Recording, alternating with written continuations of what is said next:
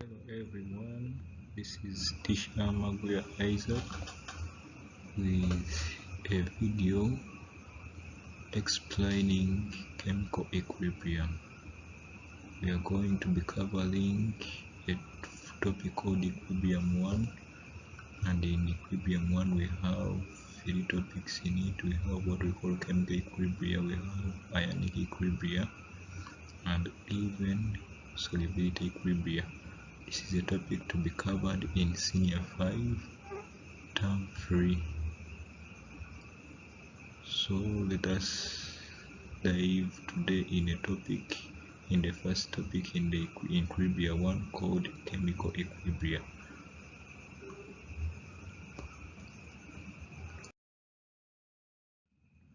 So the competence of the lesson that we shall be having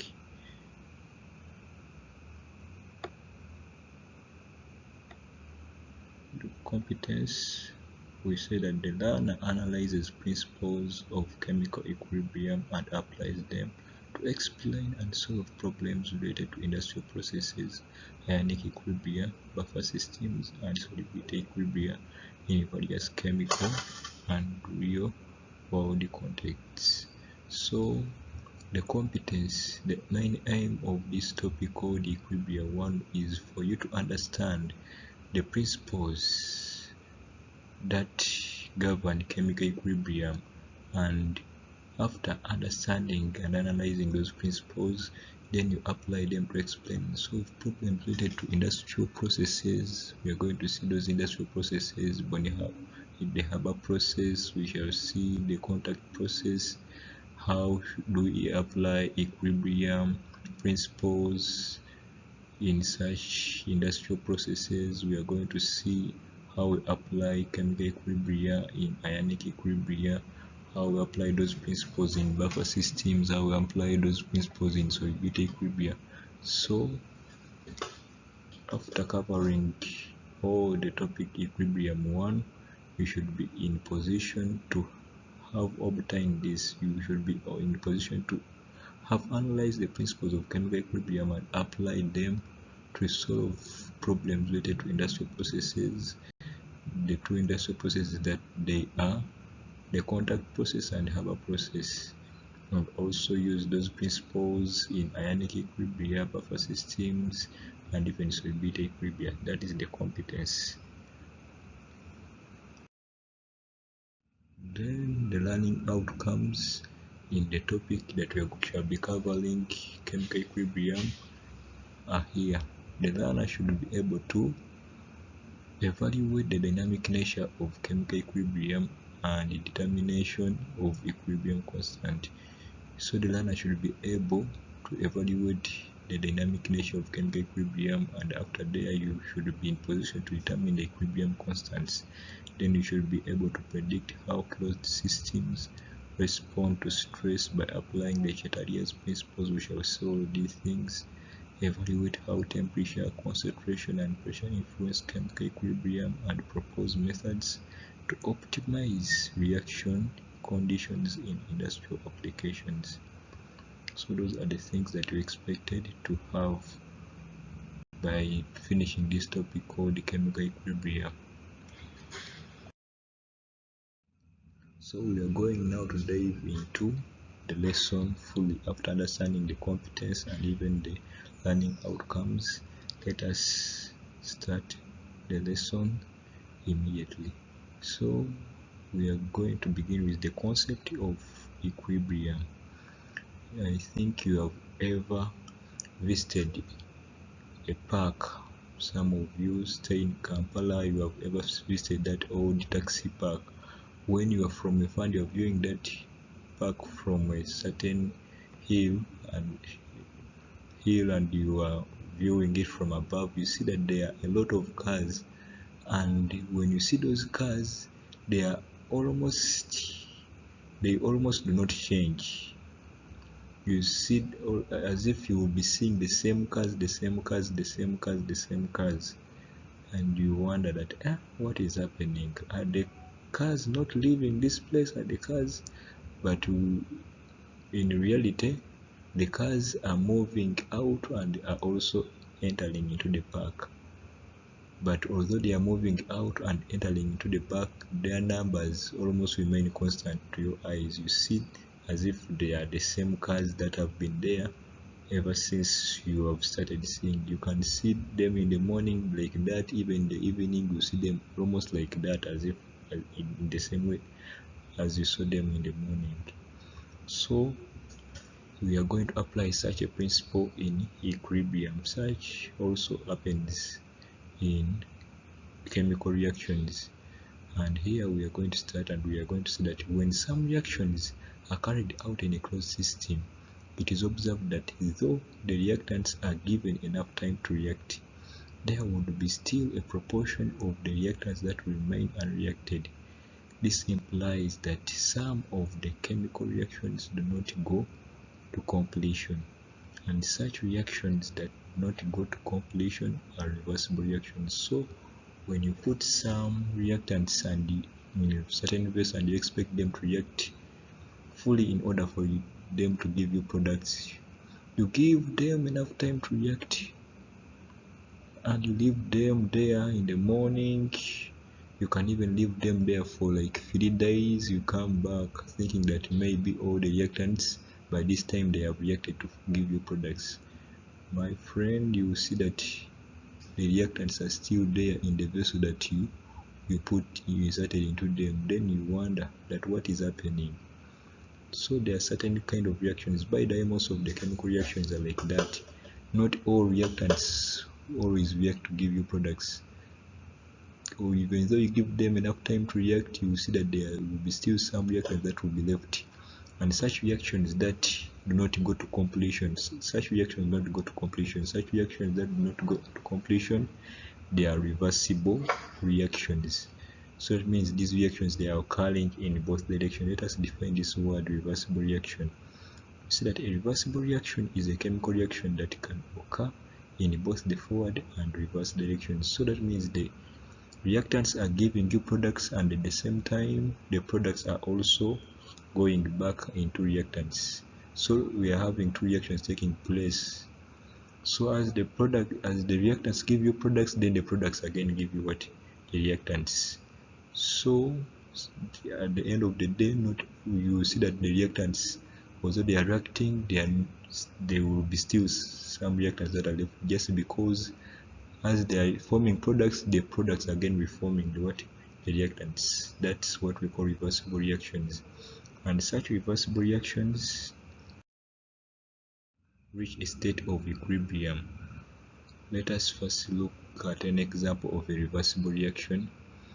For example, you see this reaction here.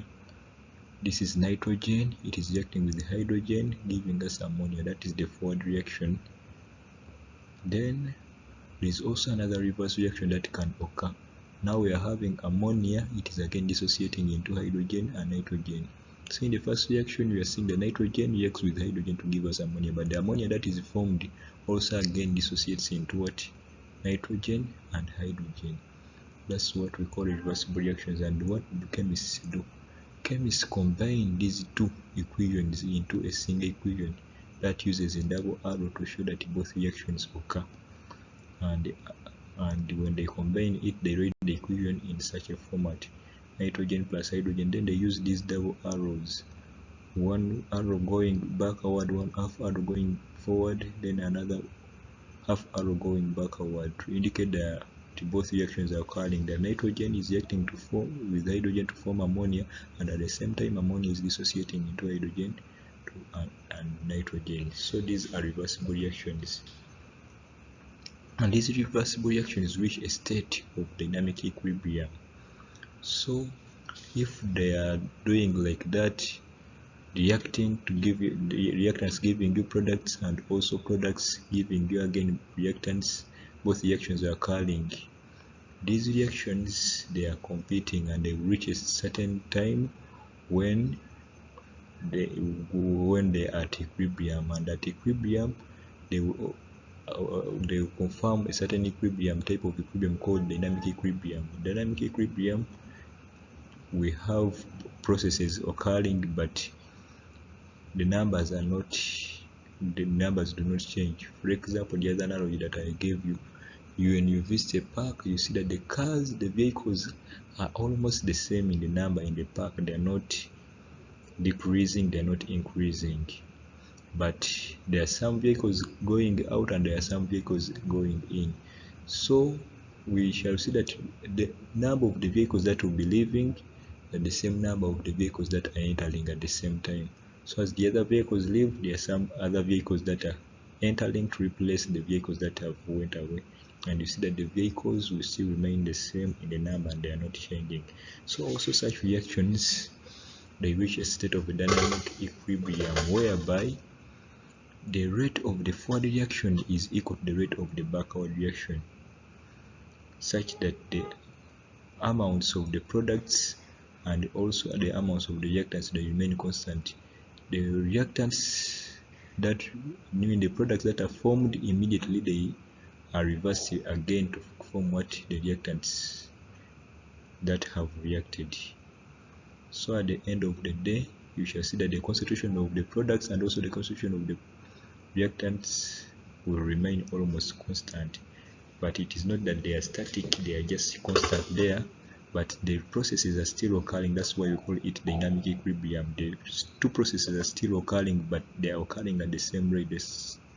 The rate of the forward reaction is equal to the rate of the backward reaction. By the way, when a reaction is beginning initially, the reactants are always in large quantities, and since they are always in large quantities, they will react rapidly at a high rate, forming products. Then when products are also increasing number, the rate of reaction of the reactants goes on decreasing, since as they are reacting, they are decreasing in number, and as they decrease in number, their rate of reaction decreases. But as they are decreasing in number, they are increasing more of the products. So when the products have increased, also the rate at which the products are giving you the reactants will also go on increasing. So this process initially begins higher and decreases. Then this process of the reverse reaction begins slower and goes on increasing. So at the end of the day, they reach a certain time when the forward reaction and the backward reaction, they are occurring at the same rate, and at that time we call it equilibrium. And that type of equilibrium is dynamic equilibrium. It is not a static. A static equilibrium is where you are having things at a constant level, but there is no movement in and out. If you're having chairs in a certain room, you are not taking chairs outside, but they are the same chairs that are there every day. So that those chairs would be in a state of static equilibrium. There are no chairs moving out or no chairs moving in.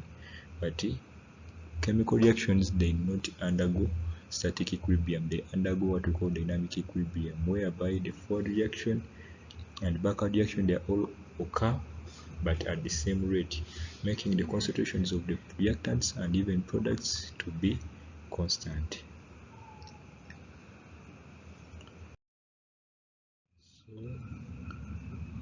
Here we are defining the term equilibrium, dynamic equilibrium, and we are saying that is the equilibrium established when the rate of forward reaction is equal to the rate of backward reaction, such that the concentration of the reactants and products remain constant. So that's how we define a dynamic equilibrium. We are having both the forward reaction occurring and also the backward reaction occurring, but their rates are equal, whereby we shall see that the products and the reactants will all remain constant, relatively constant. All the reactants that are forming products, they are the same reactants that are reformed back, making them to be constant in their concentrations, but both reactions are occurring, the forward and even the reverse reactions, though at the same rate. That is what we call a dynamic equilibrium. Here are the conditions or characteristics of chemical equilibrium. So for equilibrium to be established, the reaction in which it occurs should be reversible. the reaction should be reversible. So that means it should occur in both direction, the forward and even the reverse. If it is occurring in only one direction, if all reactants are giving you products, there would be no equilibrium that will be established, since all reactants will go away and products that are formed will not reverse to give you the reactants. So such reactions do not undergo equilibrium, but reactions that do not go to completion and are reversible, they reach a state of equilibrium. So for equilibrium to be established, chemical equilibrium to be established, the reaction in which it occurs should be reversible. The second condition, the reaction should occur in a closed system. A closed system is one which does not allow in materials, or it cannot allow out materials. It is a system whereby, for example, you're having a certain vessel, but that vessel has certain reactants, and that vessel, if it has certain reactants that are reacting to form products, it is only the reactants and products that are there in that vessel, and that vessel should be closed in such a way that it should not allow those products or reactants that are in the vessel to get out, or to allow any other material from outside to come into the vessel.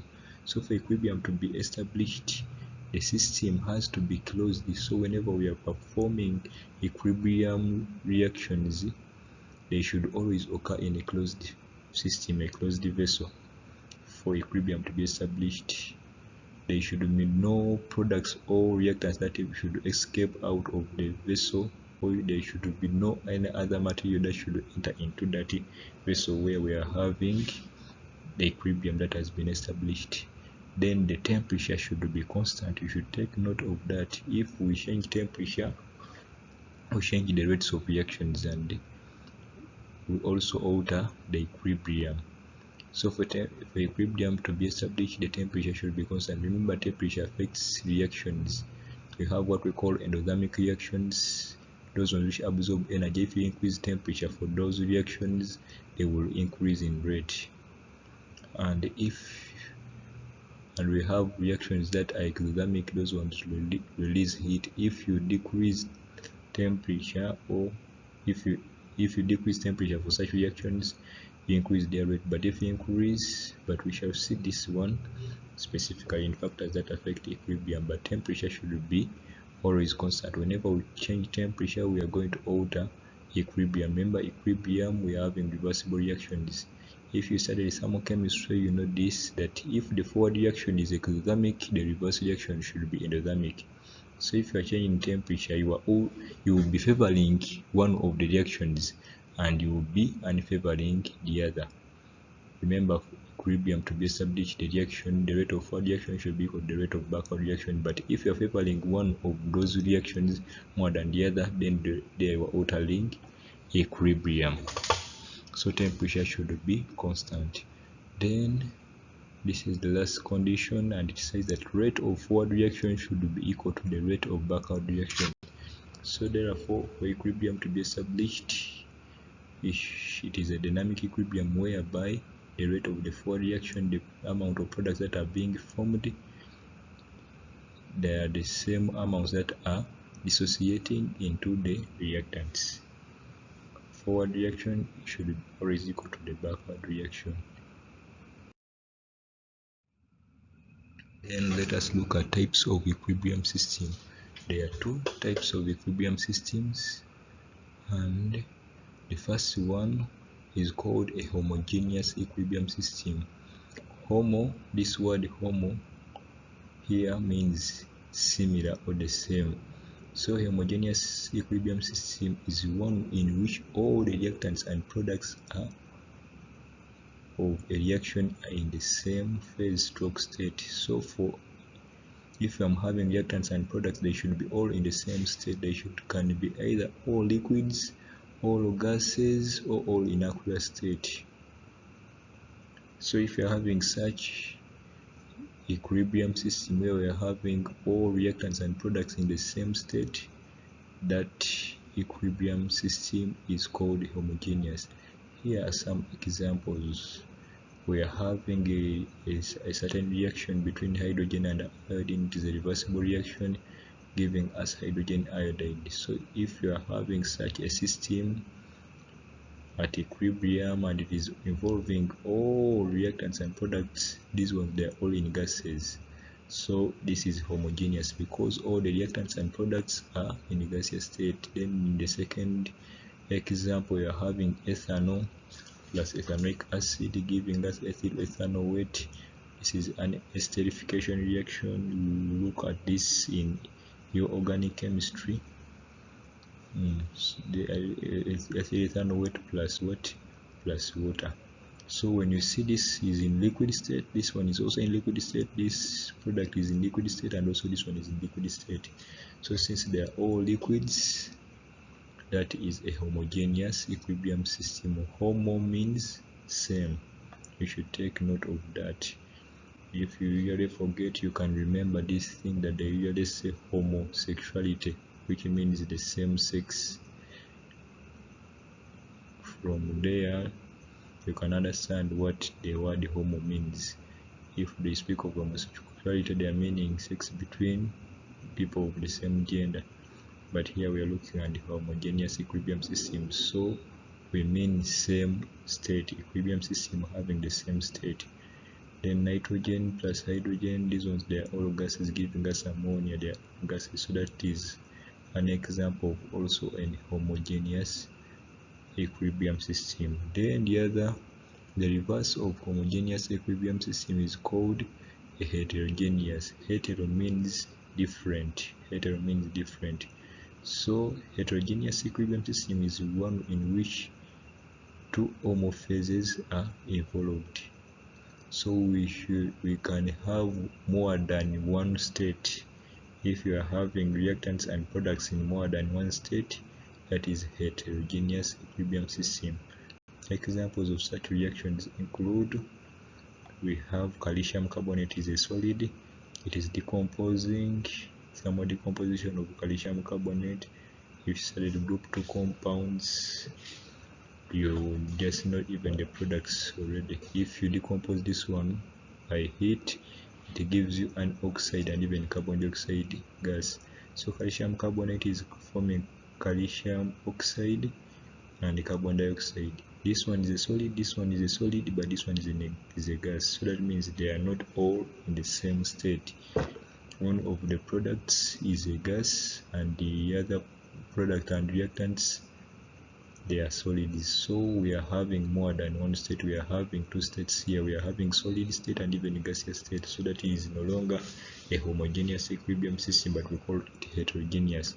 For example is here iron plus steam giving us tri-iron tetraoxide and hydrogen. So when we look at these, they are having, this is a solid, this is a gas, this is a solid, this is a gas. So we are also here having two states. We are having solids and even gases. So that is no longer homogeneous equilibrium system, but it is heterogeneous equilibrium system.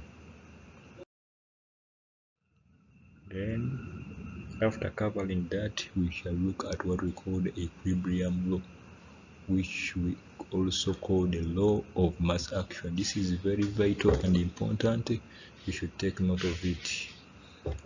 The equilibrium law, it states like this: if a reversible reaction is allowed to reach equilibrium, the product of molar concentration of products raised to appropriate powers divided by the product of molar concentration of the reactants raised to appropriate powers is constant at a constant temperature. So that is the law. So when you look at this law, you should take note of these words. They are saying that if a reversible reaction, so when you're stating this law, you should include this word reversible reaction is allowed to reach equilibrium. It is only reversible reactions that can reach equilibrium. Irreversible reactions cannot reach equilibrium, but reversible reactions, they are the only ones that can reach equilibrium. But if a reversible reaction is allowed to reach equilibrium, then what? The product of molar concentration of products. So if you get the molar concentrations, molar concentration means concentration in moles per volume. We don't use concentration in grams per volume. we use moles per volume. Excuse me, you should take note of that. So the product of molar concentration of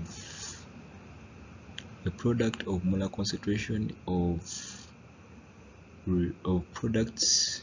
So if you get the molar concentration of products, you multiply them. If you're having maybe like two products, you get the concentration of one of the products and also the molar concentration of the other one, then you multiply them. But when you have raised their concentration to appropriate powers, then after dividing, then you divide the molar concentration of now the reactants. So you begin with the products in the numerator, then in the denominator you should have the reactants. You have the molar concentration of reactants, and you also multiply them and you raise them to appropriate powers. Then after doing that, you shall get a constant value, and that constant value will be constant at a constant temperature. You should also take note of this constant temperature. The temperature should be constant. So if the temperature is maintained constant, no matter what amounts have you used of the reactants, whenever they have reacted and have reached equilibrium, when you get the product of molar concentration of the products, you raise them to appropriate powers, then you divide them by the product of molar concentration of reactants, you raise them to appropriate powers. You shall always get a constant value as long as the temperature is constant, no matter what amount of reactants are you using. As long as that reaction has reached equilibrium, the value that you shall get after multiplying and dividing, the value will always be constant. It will be always the same. So here they are saying that these appropriate powers are the coefficients of the products and reactants in the stoichiometric equation. If this word stoichiometric is very difficult for you, don't study this chemistry to go to prove to the villagers that you studied the chemistry. You want to pronounce difficult words, just use simple language that is easily understandable. If stoichiometric is very simple for you, you can use it, but if it feels difficult for you, like it feels to me, it is more convenient to use the word balanced chemical equation. So they are always the coefficients, those values that you use whenever you are balancing a reaction, those figures that you have used as the coefficients on the products and even the reactants, they are the power that you should raise. If you have used if the value is that has been used to balance the product is 3, you raise it to power 3. If it is 2, you raise it to power 2. Let us look at an illustration here. Consider a homogeneous reaction. A homogeneous reaction, remember, it is the reaction where we are having all the reactants and products in the same state. So this reaction, we are having capital A reacting with capital B to give us capital C and capital D. But here we have balanced this equation by these values: small a, small b, small c, and small d. There are A moles of capital A, B moles of capital B reacting to give us C moles of capital C and D moles of capital D. So if you are according to what we have said, that we say that at equilibrium, if equilibrium has been established, if you get the molar concentration of C, molar concentration of capital C, you raise it to appropriate power. The appropriate power is the coefficient, so you raise it to the coefficient of C, which is small c here. Then you multiply here, there is a multiplication sign to the molar concentration. Remember, product means multiplication. If you say that product of molar concentration of products raised to appropriate powers, meaning that you get the concentration of all the products and you multiply them to each other. So concentration of C to power C, concentration of D raised to the appropriate power, which is small d, divide it by the molar concentration of reactants. The reactants we are having the A, molar concentration of A raise it to appropriate power, which is the coefficient of A in the balanced chemical equation, which is small a, times molar concentration of B raised to appropriate power. After doing this, you shall get a constant value, and this constant value I've called it Kc.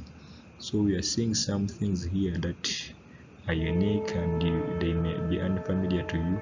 One of them is Kc, this K subscript C, and also these curly brackets here. Those brackets are square brackets,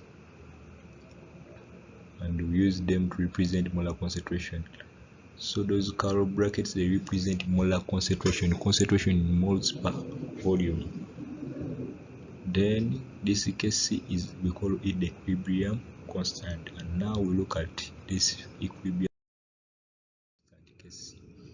How do we define it? If you have understood the equilibrium law, this one will be very easy for you to define.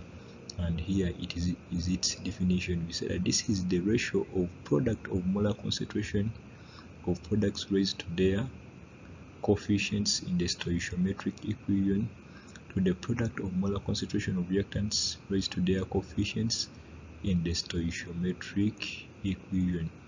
So just it is the ratio. Ratio means division. So it is that ratio that you get.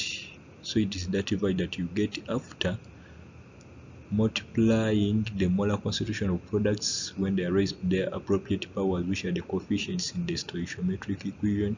Then you divide them by the product of molar concentration of reactants raised to their coefficients in the stoichiometric equation. That's what we call the equilibrium constant, Sc.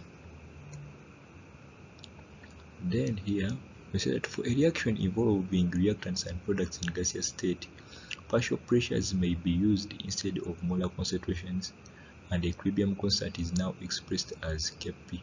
So for gases, sometimes we may not use molar concentrations. That the concentration of gases sometimes can be expressed in terms of partial pressures. And if we express concentration of gases in partial pressures, so there we use another equilibrium constant that is called Kp. This Kc means equilibrium constant in terms of concentration, and this Kp here, it means equilibrium constant in terms of partial pressures. So for any reaction that is involving gases, sometimes we may use Kp.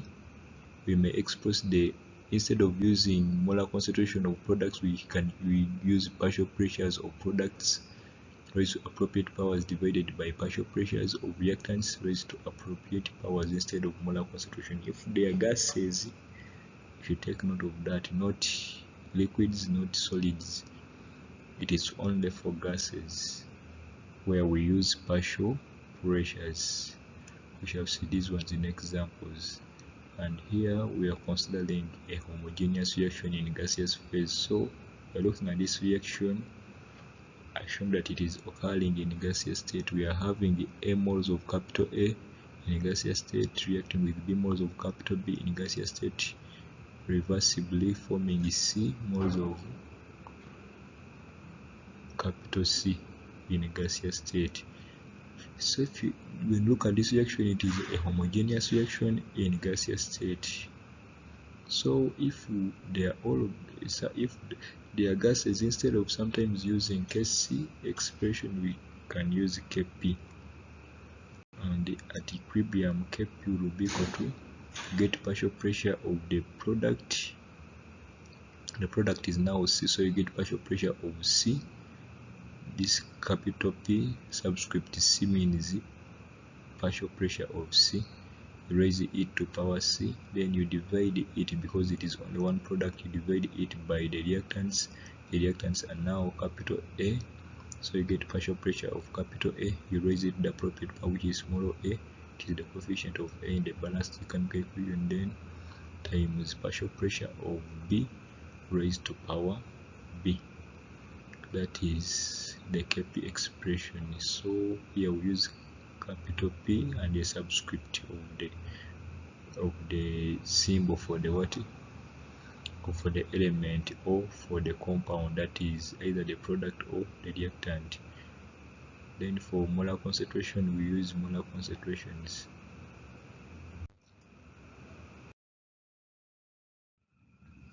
Now, after looking at those Kc and even Kp, we are now going to look at how do we write equilibrium expressions, writing expressions for equilibrium constant of homogeneous equilibrium system. So we are going to see some examples where we are going to see a homogeneous equilibrium system over homogeneous reactions at equilibrium, and we shall be writing their equilibrium constant. So let us take note of this. You say that for equilibrium system involving gases, the equilibrium constant may be expressed either in terms of Kp or Kc. Kp, remember, it is equilibrium constant in terms of partial pressure, then Kc is equilibrium constant in terms of concentration. So if you are having an equilibrium system which is involving all gases, you can use any of these, either Kp or Kc. And here they are continuing by saying that if the concentrations are given in terms of moles per volume, so if they have given you concentration of reactants and given products in moles per volume, they use Kc. If they have given a certain reaction and they have specified that and given you the molar concentration of reactants and even molar concentration of products in moles per volume. Moles per volume may be either moles per centimeter cubed, moles per decimeter cubed, moles per liter, like that. We use Kc. Then if total equilibrium pressure is given, Kp is used. So here, if we use total equilibrium pressure, if I've been given now partial pressures of the reactants and products, or if they have given us total equilibrium pressure, there we use Kp. If molar concentrations are given, we use Kc. If partial pressures are given, or if we can find partial pressures, there we use Kp as the equilibrium constant. Then for equilibrium system involving only liquids, equilibrium constant is expressed in terms of Kc. So if they are all liquids, the only equilibrium constant that we can use is Kc. There we cannot use Kp. Then another statement is here that if water is present as a reactant, its concentration is not considered, since it is taken to be constant. It is taken to be large amounts to an extent that its concentration remains almost constant in the reaction. So whenever water is present on the side of the reactants and it is in liquid state, if it is in gaseous state we can include it, but if it is in liquid state, water is always taken to be in large amounts. In most of the reactions, water is always in large amounts whenever it is a reactant, and just a small portion of it is used in the reaction. And if a small portion of it is used in the reaction, it will almost remain constant. So since it remains almost constant, we sometimes ignore it in the equilibrium expression. We ignore it, not sometimes, but we ignore it in the equilibrium constant expression whenever it is a reactant, not a product. If it is a product, we consider it and we write it, but if it is in the side of the reactants, water in liquid state, don't write it in the equilibrium expression. Examples. So the first example is here that they have said that write equilibrium constant expression for reactions below. The first reaction is ethanol and ethanoic acid in presence of an acid catalyst. This is an esterification reaction. We are having ethanol reacting with this. They are forming this product here is called ethyl ethanoate. Whenever you're writing these reactions, remember to use reversible arrows. Remember, this is equilibrium. For equilibrium, it occurs only when the reactions are reversible. If you use a full arrow, you miss marks. It must be double arrows. to mean that the reaction is reversible. So giving us this compound is called ethyl ethanoate plus water. So if they have told you to write the equilibrium constant, these ones they are all liquids. This is a homogeneous equilibrium system in liquids. So for this one, since they're in liquid state, we only use Kc. And when you're writing Kc, we get molar concentration of products, the product. So we get molar concentration of this product, which is ethyl ethanoate raised to appropriate power. This coefficient here after balancing is 1, so that one it is not indicated here because 1 is sometimes it is always ignored. We don't write 1 in mathematics as a power, or sometimes even as a coefficient. So there is a silent one here, but we ignore it, we do not write it. Then times another concentration of another product, which is water, divide it by the reactants. Now the reactants we are having ethanol and even ethanoic acid. So you write them, they are all raised to power 1 to power 1 to power 1. So that is how we write a Kc expression. Just simple as that. Another example is here, hydrogen gas and iodine gas to form hydrogen iodide gas. So the equation for that reaction is here, hydrogen gas reaction with iodine gas reversibly to give us hydrogen iodide gas. After balancing the equation, there is a 2 on hydrogen iodide. So if we are writing this reaction is, they are all what? Gases. So since they are all gases, remember I said that if they are gases, sometimes we may use what? Kp.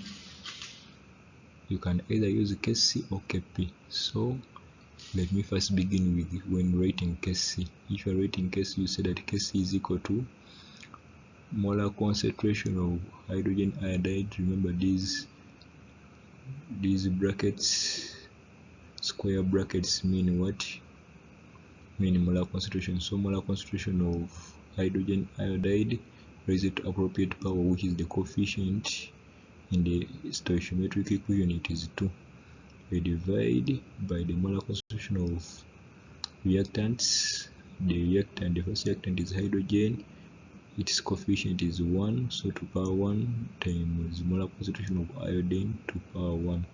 That's how we write the Kc expression, just simple as that. Then since they are gases, we can also write Kp expression. And if you are writing Kp expression, we say that partial pressure of hydrogen iodide, you also raise it to the appropriate power, which is the coefficient here in the stoichiometric equation 2.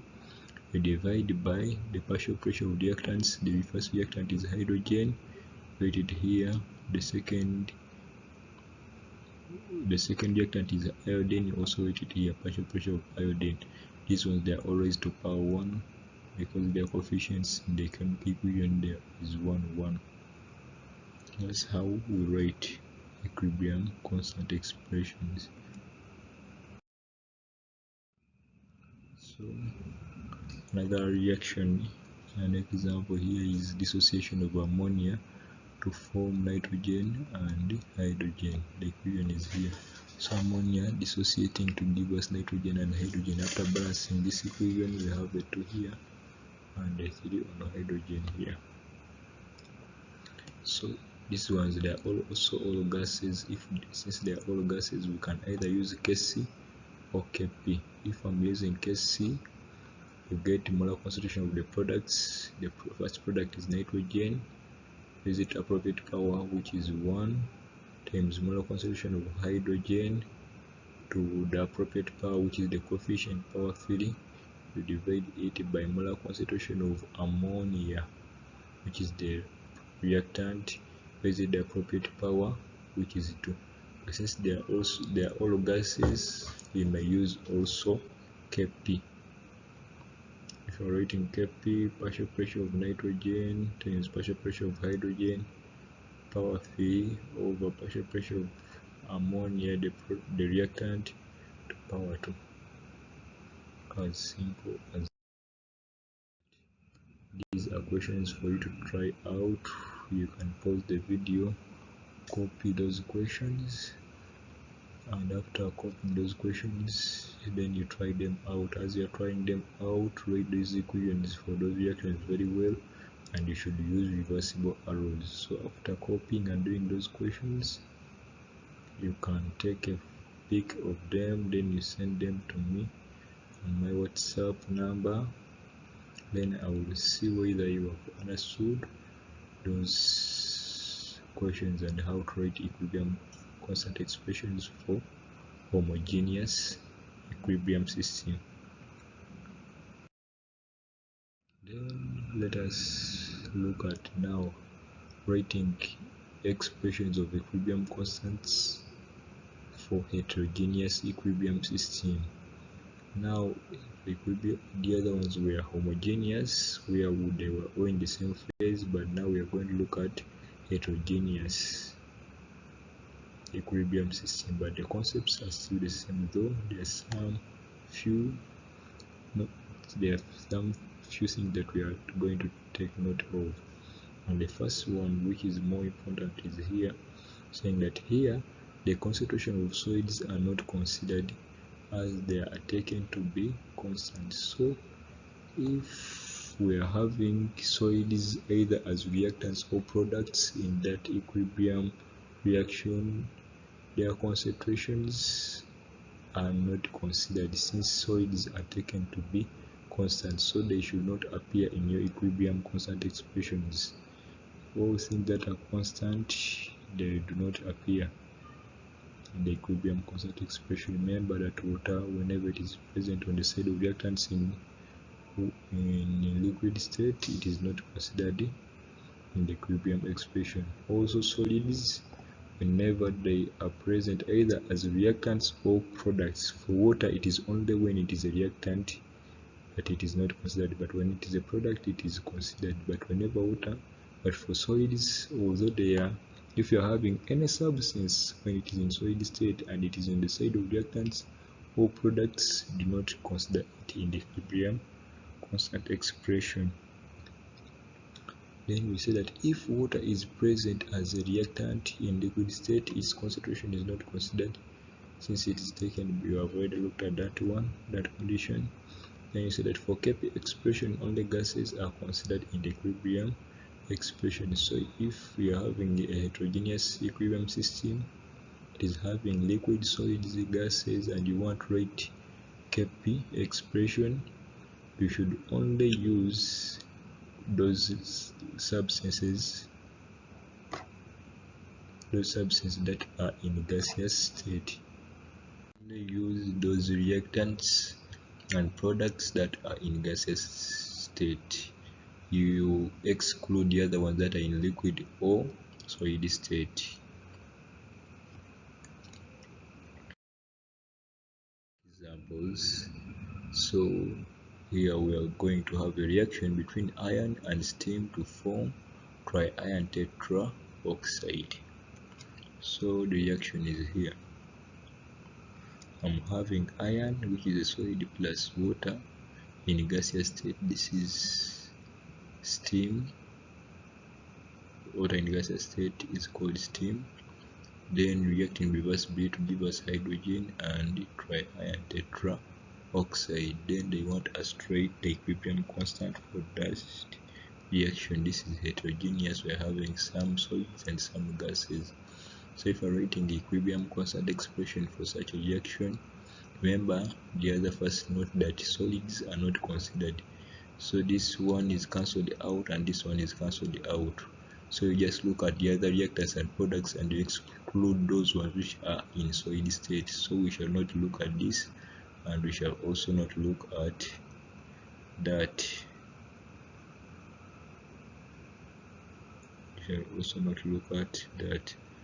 Then when you're writing, so that means I'm only left with this hydrogen and also water.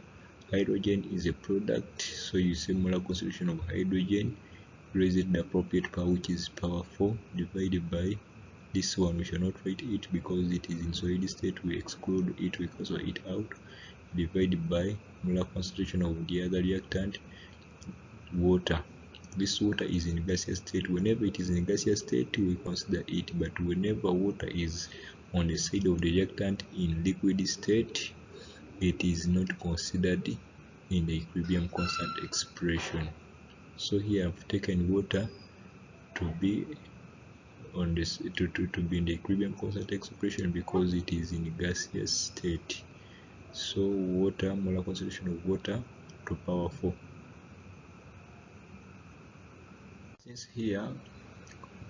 Since what is in the equilibrium expression, constant expression, is in, they are all in gaseous state, so we can still also use Kp here because they are all gases, those ones which we are going to include in the equilibrium expression. So if I'm using Kp, I just say partial pressure of the product, which is hydrogen, to the power 4, which is its coefficient, divided by the partial pressure of water to power 4. So I think those examples are enough, and here are questions to try out. You pause, copy those questions, and after copying those questions you write the equations and then you write equilibrium constant expressions, and after you take a photo of those answers, then you send them on my WhatsApp number, which is 0783 77 25 30. Have a good day. Thank you for watching.